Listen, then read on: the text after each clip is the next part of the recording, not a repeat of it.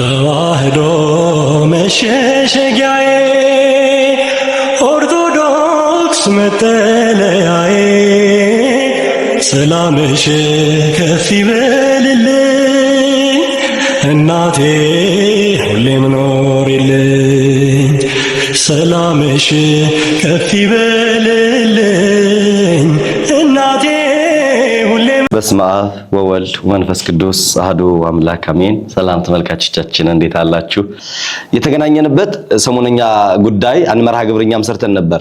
አንድ ታላቅ አባታችን በአውደ ምሕረት ላይ ያስተማሩት ትምህርት ውዝግብ ፈጥሮ ሊቃውንቱ ምዕመናኑ በያሉበት ሁሉ የሚወያይ ነበርና እኛም እንዳንድ መንፈሳዊ ሚዲያ መምህራንን ጋብዘን መርሃ ግብር ሰራን እና በአጋጣሚ በመርሃ ግብሩን ከሰራነው በሶስተኛው ቀን ክብር አባታችን በአካል አገኘናቸውና የነበረውን ጉዳይ ለምን አያጠዱትም፣ ራስዎት ለምን አይናገሩም፣ ከምን አኳያ ነው ያስተማሩ ብለን መምህራችንን አባታችንን ልንጠይቃቸው ከመካከላችን ጋብዘናቸዋል። አራት አይና ቆሞስ አባ ገብረ ማርያም ከመካከላችን ናቸው። አባታችን እንኳን ደህና መጡ። ደህና ቆያችሁ። ክብር አባቴ ቃለ መጠይቅ ሊሰጡን በመላው ዓለም ያለውን ይሄን ውዝግብ ይሄን አለመግባባት እንደው ግልጽ ለማድረግ የነበረውን ሁናቴም ለመናገር ቃለ መጠይቅ ሊያደርጉ ፈቃደኛ ስለሆኑ እጅጉን አድርጌ አመሰግናለሁ። እንኳን ደህና መጡልኝ። እንኳን ደህና ቆያችሁ። እንዴት አሉ? እግዚአብሔር ይመስገን። እንደው በቅድሚያ አብዛኛው የኦርቶዶክስ ተዋሕዶ ቤተክርስቲያን ያሉ ሊቃውንቱ መምህራኑ ያውቁታልና አራት አይና ቆሞስ አባ ገብረ ማርያም ማን ናቸው? የት ተማሩ? ባጭር እሱን ቢነግሩኝ አሁንስ የት ነው ያለው የሚለውን ብናውቀው እግር መንገዱ። በቅድሚያ በስመ ሥላሴ መጀመር ይገባልና በስመ አብ ወወልድ ወመንፈስ ቅዱስ አሐዱ አምላክ ዘላለም ሥላሴ። እኔ የተማርኩ እንግዲህ ያው በኢትዮጵያ የተዟዟርኩ ባሉበት ከጎንደር ጀምሬ እስከ ሸዋ ድረስ ጸዋትወ ዜማን በጎንደር ከዲቁና ትምህርት ቀጥሎ ወደ ምንኩስና ሕይወት በ15 ዓመት ምነና ነው የነበርኩ። በ15 ዓመት ማንኛለሁ። በ18 ዓመት መንኩሻለሁ። ዋልድባ ነው የኖርኩት። ከዛ ደግሞ ዋልድባ ትንሽ ገዳሙ ፈተና ሲያጋጥመው ወደ ትምህርት ቤት ወደ ቆሎ ትምህርት ቤት ገብቼ ትንሽ ቅኔና ባሕረ ሐሳብ ብቻ ጠይቆ ለመመለስ ወደ ገዳሚ ነበረ። መንፈስ ቅዱስ የፈቀደው ፈቃድ ሆኖ ትምህርት ቀናኝና ከቅኔ ጀምሮ ጠቅላላ ቤተክርስቲያኒቱ ያፈራችውን ትምህርት ተምሬ ጨርሻለሁ። ለምሳሌ ምን እንደው ግልጽ ለማድረግ በተለይ ዓለማውያን አያውቁትም ብዬ ነው። አዎ ጥሩ ነው። እንግዲህ ለመጀመሪያ የተማርኩት ያው ትንሽ ናት። ዳዊት ደገምኩ፣ ግብረ ዲቁና ሰዓታት ምትባል ሞከርኩ። ቀጥሎ ከቅኔ በኋላ ጾመ ድጓ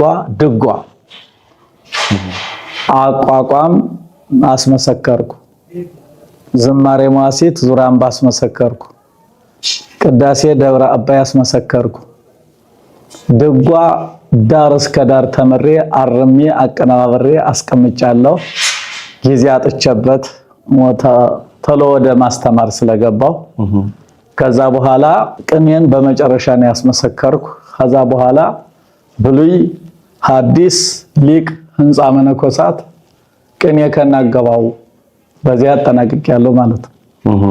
ስለዚህ እንደዚህ የቤተ ክርስቲያንን ትምህርቶች 100% በሚባል ነው ያጠናቀቅኩ ማለት ነው። መልካም። መጽሐፍ ሴት ነው የተማሩ?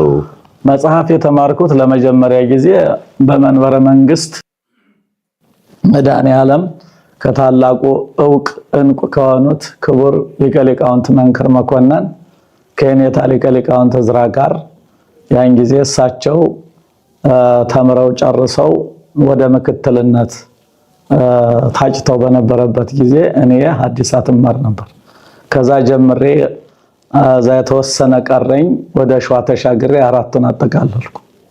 ሸዋ አዲስ አበባ ታይካ ነገስት፣ መጻሕፍተ ብሉያትን ታይካ ነገስት፣ መጻሕፍተ ሐዲሳትን ምስካየ ኅዙናን ዛሬ ካሉት ካይናማው መምህር ከኔታ ወልደ ጊዮርጊስ ጸጋው ሊቃውንቱን አሁን በቅርብ ጊዜ ካረፉት ከኔታ ወልደ ትንሣኤ አምኜ ብሉያቱንም ቅርብ ጊዜ ካረፉት ከኔታ ክፍለ ጊዮርጊስ መጻሕፍተ መነኮሳቱን ከኔታ ባሕረ ጥበባት የሚባሉ ዛሬ በሐዋሳ አካባቢ ይገኛሉ። የወሻር መምህር ናቸው ስለዚህ ከዚህ አራቱን ያጠናቀቅኩት ከዚህ ነው። መልካም። አሁን ያሉበት የት ነው? አሁን ያለሁበት በማዕከላዊ ጎንደር ሀገረ ስብከት በመካነ ስብሐት ልደታ ለማርያም የኤስድሮስ ጉባኤ የተተረጎመበት በ1703 በአጼ ዮስጦስ መንግስትነት በኤስድሮስ መምህርነት ባይታዊ ኤስድሮስ የተረጎሙባት 1703 ጀምሮ እስከ ዓለም ድረስ የተዳረሰ ከዛ የተተረጎሙ ሊቁ ኤስድሮስ ወንበር ከተከሉበት ቦታ እዛው ላይ ነው የተከልኩኝ የዛሬ። መልካም። አሁን ወደ ሰሞነኛው ጥያቄ ልምጣ። ይሄን ስትሰሙ በእርግጠኝነት አባታችን የድጓ መምህር፣ የዝማሬ መዋሥዕት መምህር፣ የአራቱ ጉባኤያተ መጻሕፍት መምህር፣ የአቋቋም መምህር እንግዲህ በተለይ በዜማ አሁን ብዙ ጊዜ እንደዚህ አይሳካም። በዜማው ጎበዝ የሆኑት መጻሕፍትን አይማሩም።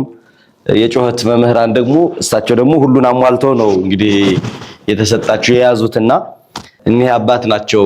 እንዲያው አቅርቦ መጠየቁም አግባብም ስለነበረ የነበረው ሁናቴውንም አስረግጠው እሳቸው ከዚህ አኳያ ብለን እንደ ሚዲያም በተለይ የኛም በሰራነው መርሃ ግብር አስቀይመናቸው ከሆነ ይቅርታ እንጠይቃለን። መጨረሻ ላይ ከምን አኳያ ነው እግዚአብሔር በሚያውቀው።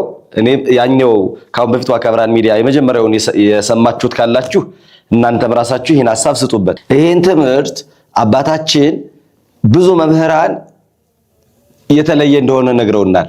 እኔም ሚጢጥዬ በሆነች ጥቂትዬ ዕውቀት ሐሳቡን አልተቀበልኩትም።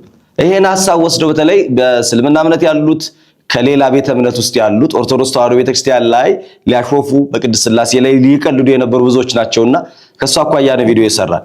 አቅርባችሁ ጠይቋቸው አላችሁ። እግዚአብሔር ይመስገን እሺ ብለን ነበር። ቀኑ ውሎ ሳይሄድ እሳቸውን አገኘን። ዛሬ እንደው እንዳንድ ጋዜጠኛ እንዲህ ነው ብዬ አልጠይቃቸውም። እንደ አባት ማስረዳት ያለባቸውን ልክ እንዲያስረዱን እንድንሰማቸው እንድናደምጣቸው ፈልጋለሁ። ባለፈው የተከሰተው ያን ትምህርት ያስተማሩት የት ነው? ሰኔ 21 የእመቤታችን ሕንጸተ ቤተ ክርስቲያን ከዛ ክብረ በዓሉ ላይ ነው ያስተማርኩት። የሀገረ ስብከቱ ስራ አስኪያጅ ነበሩ። ሊቀ ሥልጣናት ሲሉ ሰምቻለሁ። አዎ ሀገረ ስብከቱ ስራ አስኪያጅ ባሉበት፣ መካነ ነገሥት ግምጃ ቤት መምህር ባሉበት፣ ብዙ ሊቃውንት የጎንደር ሊቃውንት ባሉበት። መልካም። እና ይሄ ትምህርቱን ካስተማሩት በኋላ እችስ ሰምተዋል በሚዲያው። ትምህርቱ ምን ነበረ? እስኪ እሱ መጀመሪያ አምነውበት ወይስ እንደው ቀን የማይጥለው የለ ሆኖ ነው ያስተማሩት? አድጦኝ ነው ጋጥ ብሎኛል። ዛን ጊዜ ትንሽ አንዳንዴ መስከር አለ አይደለ? በምስጢር አንዱ መነኩሴ ምን አሉኝ? ምስካየ ኅዙናን አንድ መነኩሴ አቤት ይሄ ትምህርት ፈልቶ አንድ ቀን የፈነዳበት እንደሆን ምን ይሆኑ አሉኝ። ያለኝ አንድ ቀን ፈልቶ ያሉኝ። ስለዚህ የዛን ሰዓት በእርግጥ ይሄ ትምህርት ወጥቶ አያውቅም። በብዛት አስተምረን አናውቅም። አባቶቻችን ምእመናን የማይሸከሙትን ትምህርት ምስጢረ ሥላሴ በጉባኤ ቤት የሚነገርን ነገር ወደ ውጭ አውጥታችሁ ምእመናን አታስጨንቁ። ብዙ ጊዜ ደክመው መርምረው አያገኙትምና ይደናገራሉ ምእመናን። እንደዚህ አይነት ምስጢረ ሥላሴ ምስጢረ ሥጋዌን ብዙ ባታወጡ ይላሉ አባቶቻችን። እና ያን ሰዓት አንድ መምህር ለሥላሴ ሴትም ወንድም አይባሉም እያለ ሲያስተምር አንድ ወጣት ሰማሁ። እግዚአብሔር ጾታ የለውም። ጾታ ለፍጥረታት የተሰጠ ስለሆነ አንቺ ሥላሴ እንላለን፣ አንተ ሥላሴ እንላለን። ለሥላሴ ጾታ የላቸውም። እንኳን ለሥላሴ ለመላእክት ጾታ የላቸውም። የወንድም የሴትም ጾታ የላቸውም። እንኳን ለመላእክት ለሰው ነፍስ የወንድም የሴትም ጾታ የላቸውም። ጾታም የላቸውም ሲባል እያለ ሲያስተምር ምን ትዝ አለኝ? ከዚህ ከሃይማኖተ አበው በሰለስቱ ምዕት ቃል ነአምን ከመቦ ለእግዚአብሔር ቃል አእይንት ወአይዛን አይዳው ወአይጋር ወኩሎም ለተርፎ አካላት ለእግዚአብሔር አይን፣ እጅ፣ አፍንጫ፣ እጅ፣ እግር ሌሎችም የቀሩት አካላት እንዳሉ እናምናለን። ነገር ግን ይመረመራል ቢሉ ነገር ግን አይመረመርም ረቂቅ ነው ይላል። ይሄን ወኩሎም ለተርፎ አካላት የቀሩትም አካላት አሉት የሚለው አንዱ ገጸ ንባብ እሱ ሆኖ ሳለ ሌላው ምን ትዝ አለኝ? መጽሐፈ ሚላድ የሚባል መጽሐፍ አለ። እሱ ያልተመረመረ መጽሐፍ ነው። እውነት ለመናገር ያልተመረመረ መጽሐፍ ነው። እሱ ጠቅላላ በቃ በእኛ አካል ያለው ሁሉ እንዳለው ቁጭ አድርጎ የሚናገር መጽሐፍ ነውና በገጸ ንባብ ከዛ በትርጓሜ ከዛኛው መጽሐፍ አደናገረኝ። ምን ግን ለስላሴ ለመላእክት ለነፍስ ጾታ አይነገርም፣ አንቀጽ እንጂ ጾታ አይነገርም ነው የሚባል። እንግዲህ መቼም ሰይጣን ክፉ ስለሆነ ምዕመናን እንደሚወዱኝ ያውቃለሁ። እኔ ደግሞ ጠያቂ ሰው ነኝ። ስለዚህ ወዲያው እንደወረድኩ ህዛውን የተያዝኩት ከዛው እኮ መምህር ቃለ ሕይወት ምራሱ አለ የራሴ ተማሪዎች ገጠሙኝ አይደል እንዴ? ወርጄ ከዛ አስተምሬ ምክትል ያረኳቸው ከዚህ ቀደም እንዲህ ብለው አላስተማሩንም፣ ይሄ አዲስ ቃል ነው አሉና የገዛ ተማሪዎች አንቀው ያዙኝ። ከዛ በኋላ ወዲያው መደዋወል ጀመርኩ ወደ ርዕሰ ሊቃውንት ወደ ሊቀ ሊቃውንት ጠቅላላ ወደ መምህሬ አሉ ወደ ተባሉ ጓደኞቼ ደወልኩ። እንዲህ እንላለን ወይ ተሳሳትኩ እኮ ሰውን አደናገርኩ እንዴት ነው ምናምን ስል መች እንዲህ ብለን ተመረን። በተለይ መምህር ወልደ ጊዮርጊስ ጸጋው መስካየዙን አንደወልኩና አስተያየቃቸው እና አካላት አልኩ እንጂ ጾታ አስተምሬያለሁ ወይ አሉኝ። ኧረ መድኃኒዓለም ይቅር ይበሉኝ፣ ስንት ሰው አደናግሬያለሁ። ያሳግማቱ ካናቱ ሆነ ያን ሁሉ 40 ዘመን የተጓዝኩበትን ትምህርት በጣም አበላሽቸዋለሁ ማለት ነው። እና እንደ ምዕመናኖችን ይቅርታ መጠየቅ አለብኝ። አደናግሬያቸው ህዝብ ይወደኛል አውቃለሁ እኔ በሚገባ። ስለዚህ ይሄ በተለየ አካሉ ኢየሱስ ክርስቶስ ራሱ ከሶስቱ አካላት አንዱ አካል ሲመጣ የኛን አካል አድርጓል። ወደ ቤተ ግዝረት ገባ ይላል። ሰው ከሆነ አኳያ በተለየ ካልን እኮ እነሱ ስጋ አለበሱም። ስለዚህ በሶስትነቱ በስላሴነቱ ጾታ አንናገርም። ሰው ከሆነ በኋላ ግን የኛን አካል አድርጎ ወደ ቤተ ግዝረት ገባ ይላል። ከዛ ጋር ተያይዞ ነው ያደናገረኝ እንጂ አንናገርም። ለስላሴ ለመላእክት ለነፍስ ጾታ አንናገርምና የኔ 100% ስህተት ነው። የኔ 100% ስህተት ነው በቃ። ስለዚህ እኔ ደግሞ ጠያቂም ስለሆንኩ መጠየቅ ያደርጋል ሊቅ ይባላል፣ ተከብሮ ያደርጋል ደንቆሮ ነው የምንለው። ስለዚህ እኔ ቀጥታ ሊቃውንቶች ጋር ተገናኘሁ፣ ዳሂፄንም አወቅኩት። ስለዚህ ቤተክርስቲያኒቱ አባቶች የማይሉትን ኦርቶዶክስ ተዋሕዶ ቤተክርስቲያን ማትናገረውን ተናግሬ ሲኦል መውረድ አልፈልግም። ስንት ዘመን የተማርኩትን ትምህርት ልበክለው ስለማልችል በዚህ ቃል የተደናገራችሁ ምዕመናን የተዋሕዶ ተከታዮች የኔ ዳሂጽ እንደሆነ ልታውቁልኝ ፈልጋለሁ። ይሄን ነው ማለት ለምዕመናን መብለው ለሊቃውንቱም ለምኑ ሁሉ ይሄ የኔ ዳሂጽ እንጂ የቤተክርስቲያኒቱ ትምህርት አይደለም። አሕዛብ አያገባው፣ መናፍቃን ማያገባቸው በቤተክርስቲያኒቱ ውስጥ ጣልቃ አይገቡም። ለመናፍቃን ለአሕዛብ ተብሎ የሚነገር ነገር የለም። ዋናው ግን የምንጸድቅበት ክርስቶስ ያስተማረው ሰለስቱ ምዕት አባቶቻችን ያስተማሩት 150 ያስተማሩት 200 ያስተማሩት ትምህርት በዚህ ነው የምንመራውና የኔ ዳሂጽ ስለሆነ ስህተት ደግሞ ከአዳም ጀምሮ ያለ ነው። ስለዚህ መላእክቱም ይስታሉ እንኳን የሰው ልጅና ይሄ የኔ ዳሂጽ 100% እኔ የተሳሳትኩት እንጂ የቤተ ክርስቲያኒቱ አስተምሮ ባለመሆኑ በዚህ የተደናገራችሁ የክርስቶስ የተዋሕዶ ልጆች 100% ብድግ ብዬ ይቅርታ ጠይቃቸዋል። ስለዚህ እግዚአብሔር ያክብርልባቴ። እውነት ለመናገር ያው ብዙ ሰው የሆነ ነገር ቢል መሐለን አጣፍቶ የሆነ ነገር ይርቃል እንጂ በዚህ ልክ መጥቶ ስህተቱን መጠየቅም ትልቅነት ነው። ካሁን በፊት ማርያም በዛይታ ዓለም አትባልም ያሉት ሊቀ ጳጳስ ወጥቶ ተናገሩ፣ ይቅርታ ጠየቁ፣ ሁሉም ይቅርታውን አለፈ። በዋነኛ ደረጃ አብርሃም ቤትስ የተናገሩበት አሁን ጾታውንም ብቻ ስላልሆነ አሁን እያንዳንዱ ትምህርት ለመሰሎት አባቴ አሁን ከማጥራት አኳያ ነው። መቼስ በሰው አምሳል የተገለጠ ሁሉ ሰው አይደለም። እሱ እንግዲህ ለኛ በሚመጥን ነው። ለኛ በሚመጥን ስላሴ በሰው አምሳል ነው የመጡት። አካል አለ። ይሄንን እኮ መለኮታዊ አካል አላቸው። አዎ መለኮታዊ አካል ረቂቅ አካል የማይዳሰስ ቀኝ ግራ ለስላሴ መስጠት አንችልም። ስላሴ ዓለምን ያዙ እንጂ ዓለም ስላሴን ይዛል አንልም። እውነት ነው። ስለዚህ ያ ስለሆነ ስላሴ በሰው አምሳል ወደ አብርሃም ቤት 18 ላይ ኦሪት ዘፍጥረት ጠቅሻለሁ። ልክ ነው። ስለዚህ ይሄ ከመጀመሪያው አካላት ከሚለው ጋር ነው የተያዘ እኮ። አይ ለመሰሎት አሁን የኔ በጣም ይቅርታ አሁን ምንድነው ሲሰጡ የነበሩ አይደለም ስላሴ መላእክትም ሲገለጡ በሰው አምሳል ይገለጣሉ። በአምሳል አረጋዊ በሽማግሌ አምሳል በአምሳል ወራዙት በወጣት በአምሳል ሕፃን በሕፃን አምሳል ይገለጣሉ። ሰውየው በሚመጥነው ስለዚህ ስላሴ መገለጣቸው ሰዎች ወይንም ጾታ ስላላቸው ወይ በወንድ አንቀጽ በመገለጣቸው የወንድ አምሳል እንዳያዙ አይደለም የሚለውን እንዲያጠሩት ፈልጌ የገለጡት ሰው በዛ መልክ ስለነበር እኮ ገባኝ። እሱማ እኔማ ጠቅሼ የተናገርኩት እኮ ስላሴ ስለምን በሴት አካል ተገለጡ የሴት ቅጽል ለምን ተቀጸለላቸው የሚል አለ።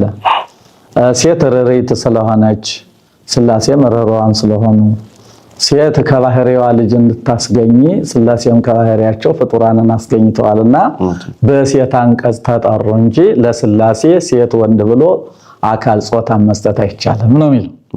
ስለዚህ ይሄ ስለሆነ እኔ ልክ እንግዲህ ለሳትኩት ስህተት መረጃ መስጠቴ ነው ማለት ነው። በዛን ሰዓት ሳመጣ እንደገና አንዱ ደግሞ ኦሪት ዘፍጥረት ምዕራፍ 1 ቁጥር 26ንም ጠቅሻለሁ። ንግበር ሰብአ በአርአያነ ወአምሳሌነ በአርአያችን እንደ ምሳሌያችን እንፍጠር ብለዋል ሲባልም በሌላው አካላቸው እንጂ ሌላው እኛ በምንራባበት አካል ይመስሉናል እያልን አይደለም። በሌላው ባለው አካላቸው ፍጹም አካል ለአብ ፍጹም አካል ፍጹም መልክ ፍጹም ገጽ አለው። ለወልድ ፍጹም አካል ፍጹም መልክ ፍጹም ገጽ አለው። ለመንፈስ ቅዱስ ፍጹም አካል ፍጹም መልክ አለው። ስለዚህ እንግዲህ ይሄን ብዬ በዛን ሰዓት አደናግር ያለው ደግሞ ያለ ትንሽ አወኩ ስትል ትደናገራለህ። ያ አንፃር ነውና ባጭሩ ቤተክርስቲያኒቱ የምትለው አሁን የተናገርኩት ያ ማለት አሁን የስላሴ አካል ሙሉ ሱፉ ነው የሌለበት ቦታ የለም በሚለው ነው እኮ ስላሴ አሁን ወልድ ስጋ ለብሶ ወነበረ በየማናሁ በአባቱ ቀኝ ተቀመጠ እንላለን። ቀኝ ተቀመጠ ስንል ወስነን አይደለም። እስመ ነቢረ የማን ያእምር ሀበ ተዋሕዶቶም በክብር ለአብ ወወልድ መንፈስ ቅዱስ በቀኝ መቀመጥ ማለት እሪናን እንጂ ስላሴን ለመወሰን አይደለም ይላል። እውነት ነው። ስለዚህ ይሄ ስለሆነ ስላሴ አይወሰኑም። አካል አላቸው ፍጹም አካል ፍጹም መልክ ለሶስቱም ለየራሳቸው አላቸው። ጾታ ግን አንናገርም የኔ ስህተት ነው። መልካም። በመላ ዓለም ያላችሁ ኦርቶዶክሳውያን እንግዲህ አባታችንን እውነት ለመናገር እያንዳንዱን ነክሰን ይሄን ወድለዋል ይሄ እንደዚህ ነው ከዚህ ነው ብለን እኔም አቋቋሙን የተማሩት ድጓውን የተማሩት ቅኔውን የተማሩት በመላ ዘመን ቤተክርስቲያን ባለው አገልግሎት ውስጥ የሚያገለግሉን እኒህን ታላቅ ሊቅ የኔ አይነት ቢጤ ተራኩታራ እንዲያብሎ የመናገር ሞራል ማቅም የሚለው ስላሉ ሳይሆን በሌሉበትም በዛ ልክ ነው የተናገርኩት። ያው አቅሜንም ስለማቅ ለውዳሴ ከንቱም ስላልሆነ የተናገርኩት እግዚአብሔር በሚያቀው እንደው ከእውነት አኳያ ግን ያልደፈርኩትም ከዛ አኳያ ነው። እንዲህ ቢጠይቅ ኑሮ ብላችሁ የምታነሱ ጥያቄ እንደሚሆን አውቃለሁ። ያልጠየቅኩት እሳቸው አባታችን ለይቅርታ ነው የመጡት። ጥቅል የሆነውን ነገር ሐሳብ ሰጠውናል። እንደው መጠየቅ የምፈልገው ግን መምህሬ አሁን ብዙ ጊዜ ትርጓሜ መምህራን በየቦታው መምህራን አሉ። ሐዲሳቱን ብሉያቱን ተምሮ ይሄዱና ጉባኤ ይተክላሉ፣ ቁሞም ያስተምራሉ። የሊቅነት ችግር ባይኖርም ትርጓሜውን ብቻ ተምሮ ማስተማር ከዛ በኋላ በዙሪያ ያሉ መጻሕፍቶችን አለመረዳት እንደዛ ነገር ይበዛል።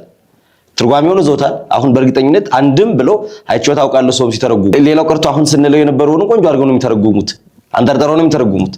ውዳሴ ማርያሙን ይተረጉማሉ፣ ቅዳሴውን ይተረጉማሉ፣ ወንጌሉን ይተረጉማሉ፣ ብሉያትን ሐዲሳቱን ይተረጉማሉ። ግን የሚተረጉሙት ያገኙትን ነው የሸመደዱትን ነው። ትርጓሜውን መረዳት ላይ በጣም ብዙዎች የሚያቅታቸው እና አንዳንድ ጊዜ የሆነ ትልቅ የሚባል ሰው ዕውቀቱን እንዳልከውት በመማር ደረጃ በጣም ብዙ አውቆት ሐሳቡን መረዳት ላይ ወደ ኋላ ይልና ተሳስተዋል እንዳይባሉ የዕውቀት ደረጃቸውን ያውቃሉ።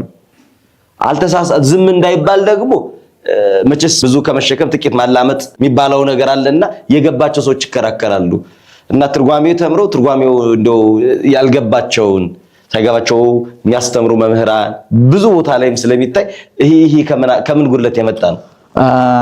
ይሄ በነገራችን ላይ ካለመጠየቅ የመጣ እኛ እንጠያየቅም። ብዙ ጊዜ በእኛ ቤት ትልቁ ችግር መተባበት አለ።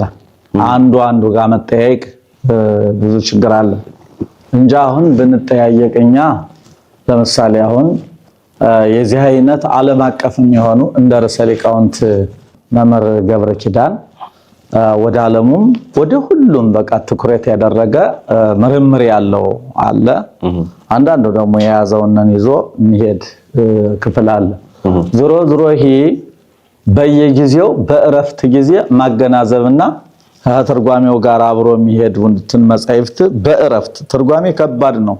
ወዲያና ወዲህ የማያሰኝ ትምህርት ስለሆነ ወንበር በተዘጋ ቁጥር ሂዶ ላይብረሪ ውስጥ ገብቶ ማገናኘት ነው። በዚህ ተማሪም ሲጠይቅ መልስ የሚገኘው ከዚህ የተነሳ ነውና ይሄ አልፎ አልፎ ይከሰታል።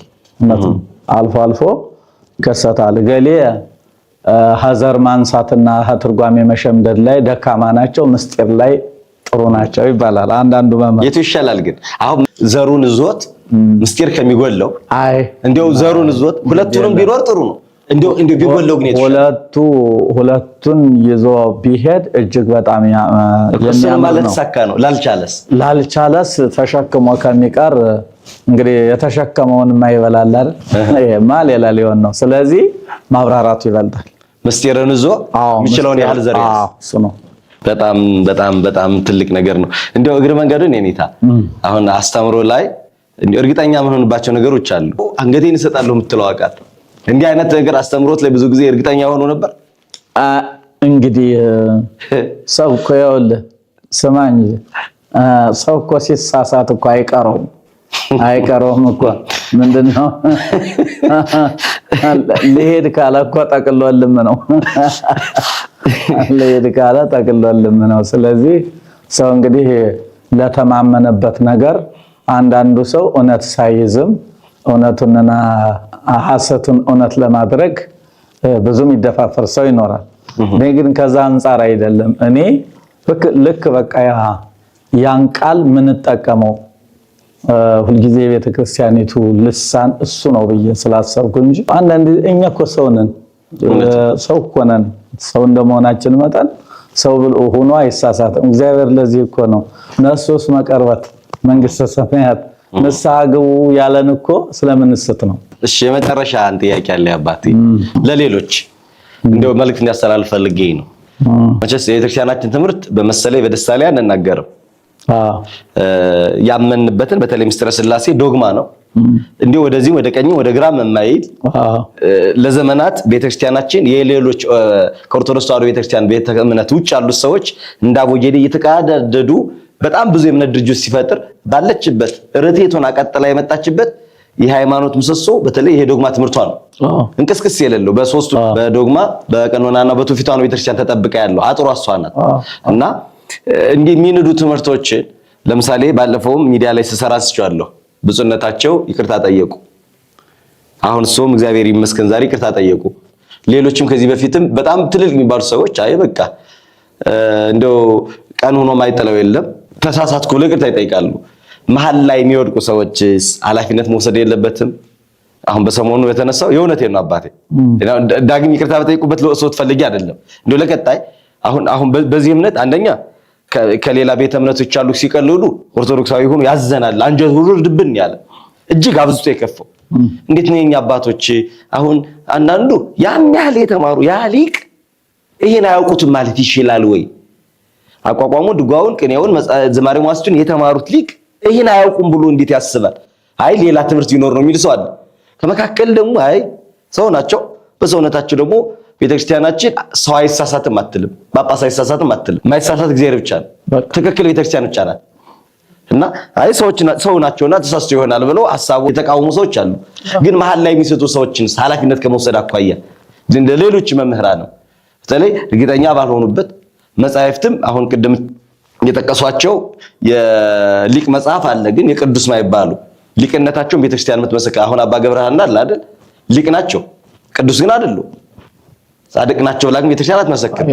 እና አሁን የሊቃውንት አሁን ከሊቃውንት መደባቸው ከቅዱስነታቸው ማትመደባቸው መጻሕፍትንም የጠቀሱበት አጋጣሚ ስለነበረ ነው።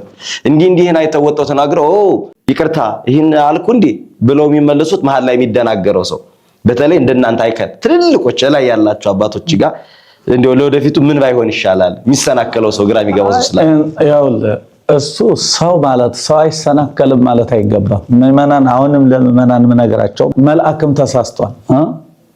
እንግዲህ ሰው ይሳሳታል። ክርስቶስም ደካማ ባህሪያችን ደካማ ጎናችንን አይቶ ነው ንስሐ ሊሰጠን የቻለ።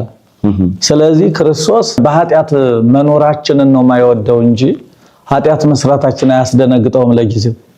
ስለዚህ ካልተመለስን ብቻ ነው የሚፈረድብን። ስለዚህ አሁን ባለበትም ታብቶ መሄድ ይሄ በጣም ስተት ነው። መጽሐፍት እንደ ክርስቶስ አዳም በበደለ ክርስቶስ ክሶ ነው እኮ ምን እንላለን እንዴ? ምን በደለና ነው ክርስቶስ ለአዳምን ሁሉ ዋጋ የከፈለለት? ክርስቶስ ዝቅ ብሎ ክሶ አዳም በበደለ እሱ ክሶ መልሶ ወደ ጥንት ክብሩ መለሰው ብሎ የሚያምን ሊቅ እኔ ሩቅ ብእሲ ለምን ነው ማልሳሳት? እንሳሳታለን። እሱ ይቅርታ ጠየቁ። ከይቅርታ በኋላ ግን አሁን ተሰናክሎ የሚቀሩ ሰዎች አሉ። አይ ቆይማ እሱማ ይኸው እኔ አሁን በመሰረቱ በሰሞኑ የስድብ ጅራፍ የስድብ ናዳ ሲያወርዱ በጉባኤ ቤት ያሉ መምህራን እንደውም አንዱ ምንድነው ያሉት? ለስተት እስከዚህ ድረስ መመሪያ አይጠበቅም ያሉ እኔ ሚዲያ ነው የሰራሁት። ስለዚህ ለስተት ይሄን ያህል ርቀት መሄድ የለባቸውም የሚል እንዲያ ከሚሉ አባቴ ይሄ ትምህርት የቤተ ክርስቲያኒቱ ትምህርት አይደለም፣ አስተምሮ አይደለም። እንደ ሃይማኖት መምህር እኔና እርሶ እስቲ እንወያይ ማለት ነው የሚሻለው።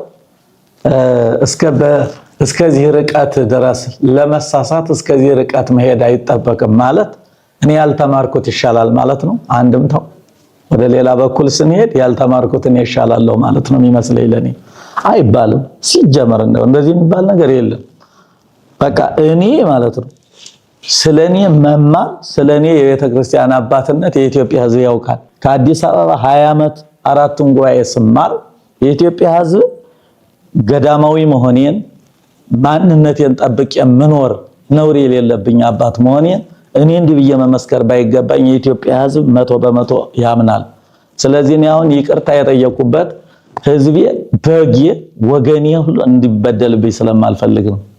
እና በዛ መካከል ግን ዝም ብሎ በቃ የስድብ እንዲያው ነውር ነው መሆን የለበትም እንደዚህ።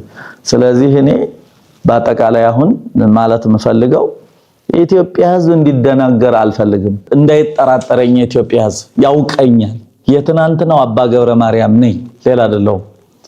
ከአዲስ አበባ ደሞዜን ትቼ ትውልድ ለመተካት ጎንደር ላይ ያለ ደሞዝ የተቀመጥኩ አንድ ሐዋርያ መሆኔን የኢትዮጵያ ሕዝብ 100% ስለሚያውቅ የሚያውቀኝ ሕዝቤ ፊቱን እንዳያዞር አንገቱን እንዳይደፋ ነው መፈልግ ብቻ ነኝ። በቃ ተከታዮች ምዕመናን በጎች እንዲደናገሩብኝ አልፈልግም። እኔም የማያጸድቀኝን ትምህርት አልማርም። እኔ ለዚህ እኮ ነው አንዳንዱ ይተብታል። እንዴት ይሄን ያህል ርቀት ይጀልቅ ተብዬ ለምን ቃሌን እመልሳለሁ ሊል ይችላል። እኔ አላለም መቸገር ብዬ እስቲ ጓደኞቼ ወንድሞቼ ሁሉ እስቲ እነ ርዕሰ ሊቃውንት በጎጃም ያሉትም ሊቃውንት በሸዋም ያሉት ሊቃውንት ጓደኞቼ በአጠቃላይ በስልክ ምንገናኝ እስከ ላስታ ድረስ ማቃቸው ጓደኞቼ እንዲህ እንላለን አንልም። ሲበዚህ ሐሳብ እንሰጣጥ ተባብለን የተነጋገርን አንድ የቤተ ክርስቲያን ሊቅ እኔን የተቸ የለም። አይ ይጠየቁና መልሳቸውን ይስጡ ነው ያለ እንጂ እኔ ለስተት እንደተነሳሁም ኢትዮጵያ ብዙ ሰው አሁን በተለይ አሁን እውነት ለመናገር አብዛኛውን የወሰድነው ሐሳቡ ላይ እንጂ ሰው ለመውቀስ የሮጠ ሰው ብዙ አያዩ። በዋነኝነት ደረጃ አንዳንድ ጊዜ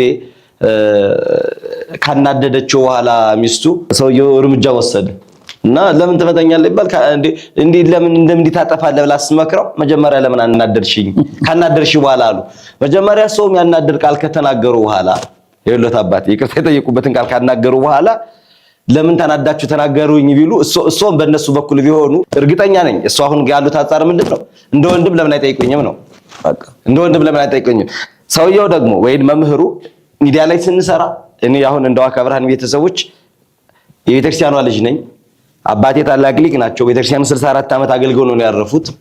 በወንጌል አገልግሎቴ ከ2005 ጀምሮ ከደቀ መዝሙር ጀምሮ አሁንም በተለይ ባህር ዳር አካባቢ ያለ ሕዝብ ያቀኛል። እያንዳንዱ ወንጌል አገልግሎት ማስተምርበት ሕዝብ ይሄን ሚዲያ ስከፍት ቤተክርስቲያን የሚጠቅማትን ምትለውን አባቶች የሚከብሩበትን ነው እንጂ እኔ እንደው ይጠየቅ ሰው ይታዘበኝ የሊቃውንቱን ክብር ዝቅ የሚያደርግ የአባቶችን ክብር ዝቅ የሚያደርግ ሰርቼ ጥቅም ከማገኝ ባፍንጫ ይወጣል።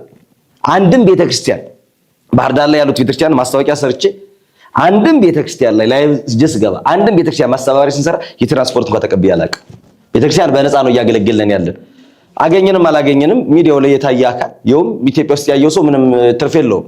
ከኢትዮጵያ ውጭ ያሉት ሰዎች የሚያዩትን እይታው ነው ትርፍ እንኳን ከተገኘ እና ከምን አኳያ ነው ትልቁ ጥቅሙ የቤተክርስቲያን አባቶች እንድትከበሩ አገልጋዮች እንድትከበሩ የቤተክርስቲያን ልዕልናዋ እንዲቀጥል መናፍቃን መግቢያ በር እንዳይገኝ ነው ትልቁ ዓላማ ነው። ጥያቄ የጠየቅኩት ከምን አኳያ ነው አባቴ እንዲያው አሁን በተለይ ከይቅርታ በኋላ እናንተ ይቅርታ ብላችሁ ተመልሳችኋል። የሄደው ሰው ግን በዛው ይቀራል እና ብዙ ጊዜ ምዕመናን በተለይ በመላው ዓለም ያላቸው ኦርቶዶክሳውያን እኔ አባታችን የመጨረሻ የተናገሩት ቃል አለ። ሰው ካልተሳሳተ ከሰውነት ወደ መላክነት ሄዷል ይባላል። ሰው እስከሆነ ድረስ በሰው ዘንድ ስተት አለ። ስለዚህ ባስተምሩ አኳያ የሊቃውንቱን መጽሐፍ ባነበብኩበት በሰዓቱ የመሰለኝን አስተምር ያለሁኝ። ስለዚህ ከወንድሞቼ መምህራን ጋር መጻሕፍትን መረመርኩ። የነበረው ነገር ስተት ነው ብለዋል። በዚህ ልክ አባታችን ጋር ተወያይተናል። ጊዜዎትን ሰጠው። በተለይ እንደ ሚዲያ መምህራንን ይዘን ሊቃውንቱን ይዘን አንድ የሰራሁት መርሃ ግብር አለ ከፊት እንድታዩት። በሰራነው መርሃ ግብር ሁለት ሊቃውንት ሁለት መምህራን ያቀረብንን አንዱ መምህር የተናገሩት አስቀጥተውኛል ብለውኛል። ሚዲያውን የሰራሁት እኔ ስለሆንኩ መምህሩ ነው ክዬ ይቅርታ። በሰዓቱ ግን የተነሳ የኔታ የሶን ከስዕልና አኳያ ሳይሆን አስተምሮቱን ከመንቀፍ አኳያ ነው ሐሳቡ ተነስቶ የነበር። ስሜት መሃል ላይ መጥቶ ለተናገሩት ንግግር እኔም በእግዚአብሔር ስም ይቅርታ አባቴ በአደባባይ ነው ይቅርታ አምጠቀው እግዚአብሔር ይስጥልኝ። በመላው ዓለም ያላችሁ ኦርቶዶክሳውያን እንዲህ አይነት ሲከሰት ቤተክርስቲያናችን የማትናድበት በአንድ አይነት አስተምሮ የምትቀጥልበት ፍጹም የሆነው ከሁሉ ነገር ቤተክርስቲያን ትቀድማለች። ከሰው ጎን አንቆምም፣ ከቤተክርስቲያን ጎን ነው። ሁልጊዜ ደግሞ ይሄን ዓላማ ይዘን እንቀጥል። ከሰው ጎን ከቆመን የሰው ተከታይ ነው ማለት እኛ ልናስቀጥል ካቻለን ማን ነው? ቤተክርስቲያንን። ቤተክርስቲያን ጋር ጎን እንቁም። እኔ ቤተክርስቲያንን እስከመስጠት ድረስ ስሙኝ፣ ከቤተክርስቲያን እስከተለየው ድረስ ግን ፊታችሁን አዙሩብኝ። ማንም ሰው ሊቀ ጳጳሱ ቤተክርስቲያኑ የበላይ አካል ስለሆኑ ነው የምናከብራቸው፣ የምንወዳቸው፣ የምንባረካቸው። ከቤተክርስቲያን እስከተለየ አካል ግን ሰው ተከትለን ቤተክርስቲያን ወደ ጎን አንገፋም። አንድ ሰንሰለት የሚባለው ከብረቱ ጋር እስከተያዘ ድረስ ነው። ከተነጠለ ተላብረት ነው የሚሆነው እና ከሷ አኳያ ነው አባታችንን መርሃ ግብርን ሰርተን የነበረ። በጣም ስላጸዱልን ደስ ብሎኛል። አክብረውን ስለሰጡን እግዚአብሔር ያክብርልኝ። አመሰግናለሁ። እግዚአብሔር ያክብርልን። አሜን። አንተ ማሰባይ የናን ለቤተ ክርስቲያን መመናን እንዳይደናገሩ በጎቻችን እንዳይደናገሩ አስበህ ይህን ሐሳብ እንድሰጥ እድሉን ስለሰጠኝ አመሰግናለሁ። እግዚአብሔር ያክብርልኝ። አሜን። ተዋህዶ መሸሸጊያዬ ኦርቶዶክስ መጠለያዬ ሰላምሽ ከፍ ይበልልኝ እናቴ ሁሌም ኖሪልኝ ሰላምሽ ከፍ ይበልልኝ